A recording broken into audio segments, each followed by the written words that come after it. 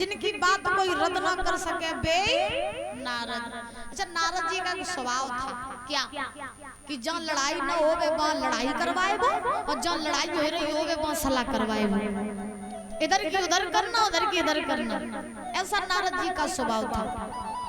और आजकल ऐसे नारद गली गली में मिल जाते ना, इधर की उधर करने वाले।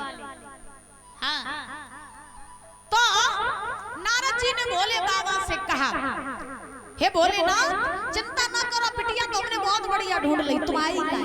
क्योंकि नारद जी जानते थे कि पार्वती नहीं के नाम की माला जप रही है।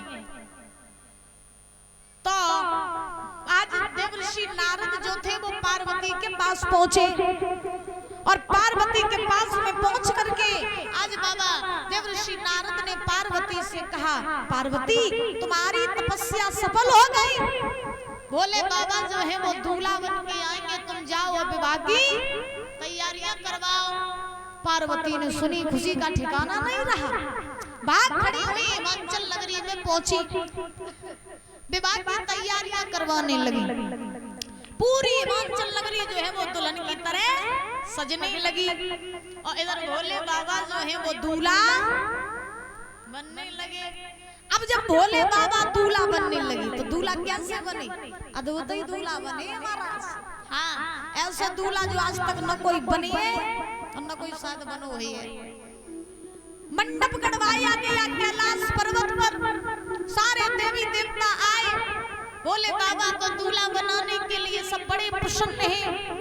हर्षोल्लास के साथ में भोले बाबा दूल्हा बनने लगे। मंडप गड़वाया, पटाखे पर भोले बाबा को ठाड़ो कर लो। देवियां बोली, महाराज हल्दी की व्यवस्था करो तो उपटन कर दे। भोले बाबा बोले, हम जब नहीं जानत हल्दी को रंग कैसे हो तो तुम उपटन करवेगा, हल्दी मंगाते। कोई बात नहीं, मेरे पास एक उपाय है। क्या उपाय है? तो भोले बाबा ने क्या किया कि कैलाश पर्वत पे पड़ी रहे मुर्दों की राख, सो बई भस्म लई और महाराज लेके पूरे शरीर में लगा दिया। अब हल्दी की जगह भस्म, कंगन की जगह हाथ में महाराज नगनियों को पकड़ लिया, लपेट लिया, बिच्छू लगा लिए ऊपर से, गले में महाराज बांसुरी सर्प लिपटे हुए हैं। आज ऐसे अद्भुत दूल्हा बन रहे हैं, देवी देवता भोले बाबा को तैयार कर रहे हैं। और नजारा क्या है कि पर्वत पे छाई बहार के भोला कितने सजाए हो रे, पर्वत पे छाई बहार के भोला कितने सजाए हो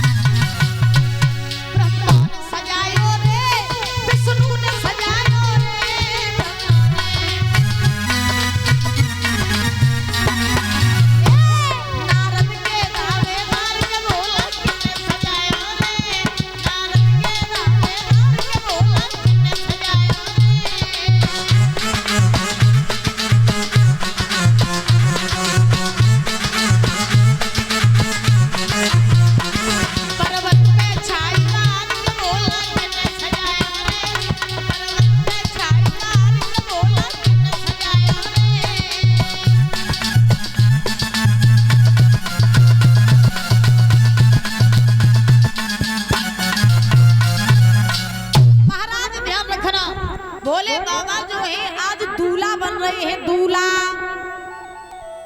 हल्दी की जगह भस्म लगाई, कंगन की जगह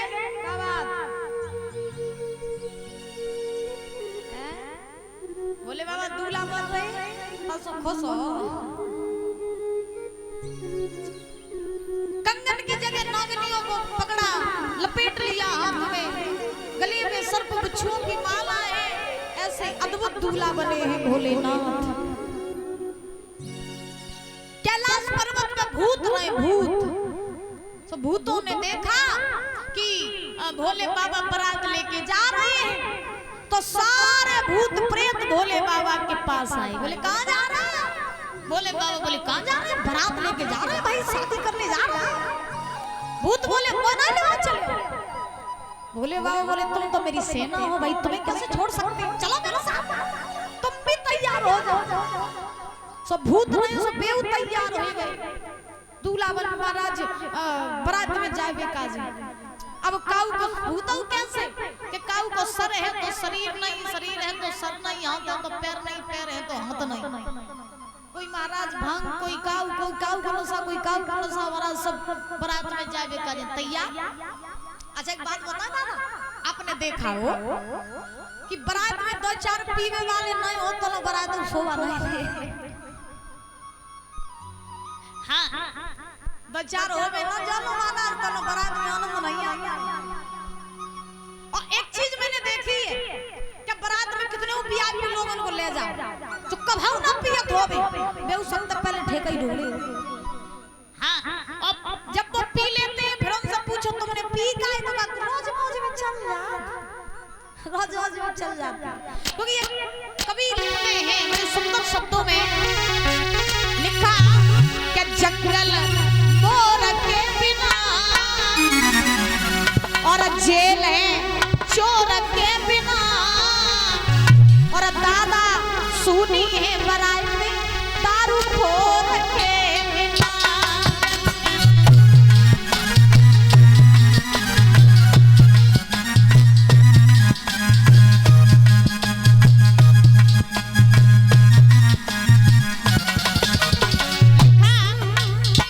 जंगल में चलो मोर ना होवे, मोर तो जंगल शोभा नहीं देता है। जेल में चोर ना होवे तो जेल शोभा नहीं देती है।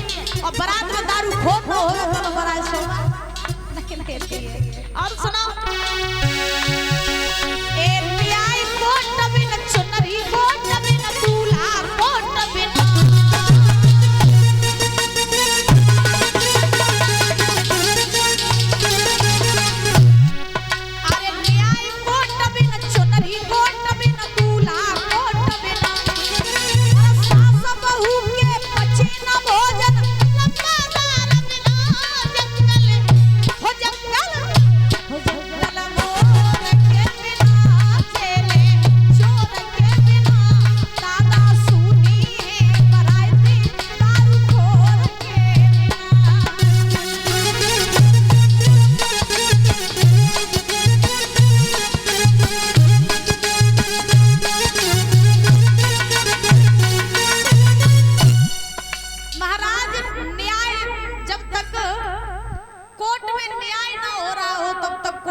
नहीं देता है। चुनरी में गोट न होवे तो न चुनरी शोभा नहीं देती है। दूल्हा कोट पिंट न पहने होवे तो न दूल्हा शोभा नहीं देते। और जोन घर में सास बहू की नेकादी तू मैं न हो दोवे तो न घर शोभा नहीं देते। बोली वहां के प्यारी लाल की तो सास बहू की खट्टू पट्टू हो जरूरी है। हाँ अब देखो जितने भूत प्रेत रहे वो सब बारात में जाने के लिए तैयार हो गए। अब जब बारात में जाने के लिए तैयार हुए तो व्यास नंदन श्री सुखदेव जी महाराज समझा रहे हैं राजन परीक्षित ब्याह में जावे की खुशी बहुत बढ़िया हो, बारात में जावे की बहुत अच्छी खुशी होती है।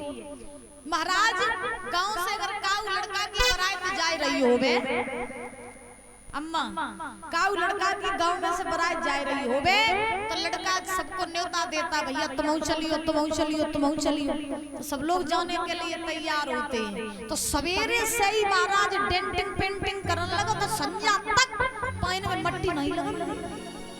मारे समझा के बारात में जाइए ताके मारे जो बारात में जावे लाए बेउजात जो नहीं जावे लाए बेउजात। अच्छा एक बात बताएं आपको दृष्टांत याद आ गया बारात में कैसे कैसे लोग जाते हैं। एक गांव से एक लड़के की बारात गई तो उस लड़के ने सब गांव वाले से कही भैया तुम चलियो सब तैयार हैं। एक घर में रहते थे महाराज अंधे व्यक्ति और एक घर में रहते थे गंजे व्यक्ति। सो उनसे जब कही कि भैया तुम चलियो बारात में सुबह तैयार भाई अंधे गंजे दोनों। अंधे के घर वाले ने रोको बोले तुम्हें दिखाई दे तो नहीं तो बारात में का खाई है तो कहू ना जाओ घर ही रहो। अंधे ने कही भैया बड़े दिन बाद तो पूरी आई है तो तुम खाई नहीं स्वाद ले लिए तो कुछ खाई आई तो आनंद आ जाएगा जाने दो बारात में। घर वाले बोले नहीं माने जाइए बारात। भैया बोले चले जा। अंधे गंजे दोनों बारात में चले गाँव के रहे दोनों दोस्त बारात में पहुंचे बिटिया के द्वार। लड़के की सबसे पहले बारोठी भाई लड़के की। फिर बारोठी होने के बाद में आया भोजन का समय। अच्छा दादा आपके जमाने में जो बफर सिस्टम नहीं होता था नहीं होता था। आज के जमाने में बारातें आती हैं तो मालूम है कैसे आती हैं कि खड़े आओ और खड़े खाओ और खड़े जाओ। रुकवे को कोई चांस नहीं है और रुकवे को अगर मनो बनाइयो सोई मारा चालू सपने आप बेचारे भाग जा खाए पी के पतली गली पकड़ करके भाग जाते हैं। तो पहले व्यवस्था ऐसी होती थी कि बिछाई जाती थी और आसपास महाराज इधर मुंह करके बारातिया बैठा करते तो भोजन बैठ के करते थे। अच्छा सबसे अच्छी व्यवस्था वही होती है जहाँ बैठ करके भोजन किया जाए। खड़े होकर के भोजन का अपमान होता है। भोजन हमेशा बैठ करके ही करना चाहिए। लेकिन भाई मॉडल जमाना के हिसाब से बफर सिस्टम आई हो तो बफर सिस्टम में खाओ ठाड़े हाँ बैठ जाओ तो महाराज नम कट जाते हैं शर्म के मारे। तो खड़े होने वाला सिस्टम आ गया। तो लड़के की बारोठी हुई। बारोठी होने के बाद में भोजन का समय आया। जब भोजन का समय आया तो महाराज बिछाई नहीं सब बैठिए आराम से। अंधे और गंजे भैया जो रहे सो महाराज पीठ से पीठ लगाएंगे बैठ गए। पत्तलें सबके सामने आई सबके सामने पत्तलें डाली गई। अंधे के सामने पत्तल आई गंजे के सामने पत्तल आई। तो आपने देखा हो कि शादी विवाह जहाँ होते हैं आंधी तूफान आ जाते हैं।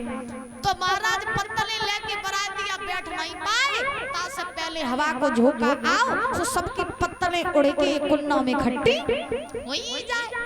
सब पत्तलें बटोर के ले आए महाराज फिर सबके सामने डाली गई। अंधे भैया टटोए रहे कि मेरी पत्तल कहाँ गई।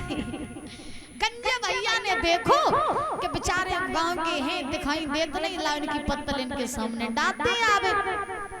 गंजे भैया ले आए पत्तल सामने अंधे के डाल रही। अंधे बैठियो दोबारा हवा को झोंकाओ सब पत्तलें फिर कुन्नों में इकट्ठी हुई जाए। सो सब फिर अपनी उठाए के ले आए बैठिए। अंधे भैया फिर पत्तल टटोए रहे पत्तल कहाँ गई हमारी। सो गंजे भैया गए दोबारा पत्तल अंधे के सामने डाल गई। गंजे भैया सोचने लगे बेचारे की बेर पत्तल उड़ जाते हैं तो लाओ जाके ऊपर हम कुछ सहारा दे जो जकी पत्तल ना उड़े। सो गंजे भैया ने ईंट को रो रहा और महाराज अंधे की पत्तल में धंधों के जासो जो पत्तल उड़े ना। सो जो ईंट को रो रहा धरो पत्तल में सो अंधे भैया बहुत देर तक बैठे रहे मन में सोचा कि देखे कछु आइटम आओगे ना। सो जैसे ही पत्तल घाई हाथ बढ़ाओ सो पकड़ में आई हो ईंट को रो सोचने लगे बाजी बा बर्फी को पीस। हाँ बर्फी को पीस। सो जैसे ही बर्फी को पीस समझ में उठाओ दम तो लगाओ। अब है तो ईंट को रो रहा सो नहीं फूटे। फिर से दांतों से लगाया। अब महाराज ईंट रहे कैसे फूटे दांतों से लगाया जोर लगाई। जैसे ही जोर लगाया ईंट नहीं फूटी और ताकत लगाई ईंट नहीं फूटी और ताकत लगाई ईंट नहीं फूटी। अंदर सोचल लो जब बिटिया के बाप को खवावे को मन नहीं आता तो बर भी दो कितनी टाइट अब वे कहा जाने के खाए रहे सो ईंट को रो रहा है। सो गुस्सा में टोक रहा ईंट दांतों से तो तरह बा ईट नहीं टूटी महाराज तो अंधे को आई गुस्सा तो अन्य बा ईट को रो रहा लो पीछे अब पीछे को बैठे रहे गंजे भैया तो गंजे की चांद में जाए के लगो गंजे ने कही भैया मेरी तो फूटी आई अंधे ने कही तेरी फूटी तो तू खाए ले मेरी तो फूटी बोली वहां के बिहारी लाल की तो कहने का अभिप्राय कि बारात में जो जाए वाले सो जा तो नहीं जाए वाले सो जा आज